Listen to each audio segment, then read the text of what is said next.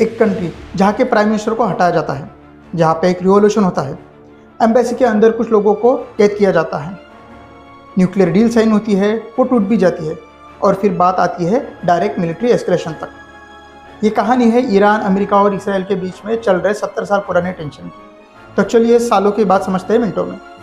1951 में ईरान के prime minister Mohammad मुजद्देक Iran के ऑयल को नेशनलाइज कर देते हैं, मतलब ब्रिटेन, अमेरिका और बाकी सारे वेस्टर्न कंट्रीज़ को सीधा बाहर। अमेरिका और ब्रिटेन को लगता है कि उनका ऑयल का कंट्रोल चला गया। तभी CIA के ऑपरेशन अजैक्स की मदद से 19 अगस्त 1953 को मुजद्देक को उसकी पावर से हटाया जाता है, जिसके बाद शाह मोहम्मद रिजा पहलेवी सीधा पावर में आ जाते हैं। शाह की मदद से 1960 से 1970 तक ईरान और अमेरिका में क्लोज अलाइज बन जाता है। अमेरिका ईरान को ऑयल के बदले अपनी मिलिट्री, बिलियन डॉलर्स के वेपन और पॉलिटिकल बैकिंग भी प्रोवाइड करता है।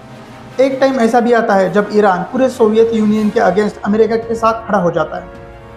ईरान के लोगों को लगता है कि शाह डिक्टेटरशिप चला रहा है और उसको सपोर्ट कर रहा है अमेरिका। फिर 1979 में ईरान में इस्लामिक रिवॉल्यूशन होता है, जहाँ पे शाह को हटा के मोहम्मद खोमेनी को पावर में लाया जाता है। ये नई गवर्नमेंट अमेरिका के बिल्कुल अगेंस्ट रहती है, जिनकी पॉलिसीज़ अमेरिका के फेवर में नहीं रहती। इनके लीडर्स का एंटी इजराइल स्टैंस और हिजबुल्लाह जैसे ग्रुप को सपोर्ट रहता है।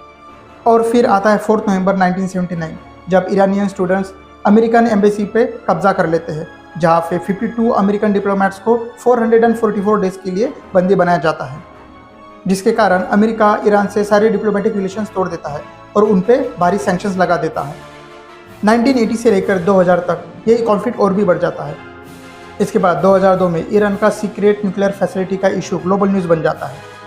और इसी बीच एंट्री होती है इसराइल की, जहाँ पे अमेरिका के साथ साथ इसराइल को भी ईरान के न्यूक्लियर पावर बनने का डर सताने लगता है। 2015 बराक ओबामा के टाइम पे ग्लोबल प्रेशर के अंडर ईरान एक न्यूक्लियर डील साइन करता है, जहाँ पे वो अपनी न्यूक्लियर एक्टिविटीज़ को लिमिट करने पर एग्री करता है, जिसके बाद सैंक्शन थोड़े रिलैक्स हो जाते हैं। अभी सिचुएशन थोड़ी संभलने ही लगती है तो 2018 में न्यूक्लियर डील कैंसिल हो जाती है। डोनाल्ड ट्रंप अमेरिका को न्यूक्लियर डील से बाहर कर लेता है और सैंक्शंस बढ़ा देता है।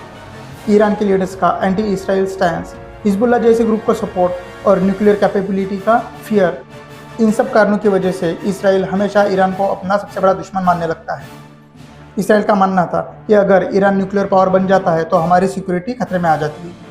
और फिर दिन आता है 28 फरवरी 2026, जब अमेरिका और इसराइल मिलकर ईरान पे हमला करते हैं। जवाब दे ईरान भी उन पे हमला कर देता है।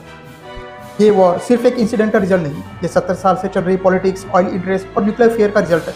आपको क्या लगता है, क्या ये वॉर कंट्रोल में आएगा या फिर आगे और बढ़ेगा? वीडियो अगर अच्छा लगे तो लाइक करिए, कमेंट्स करिए और सब्सक्राइब जरूर कीजिए। Thank you.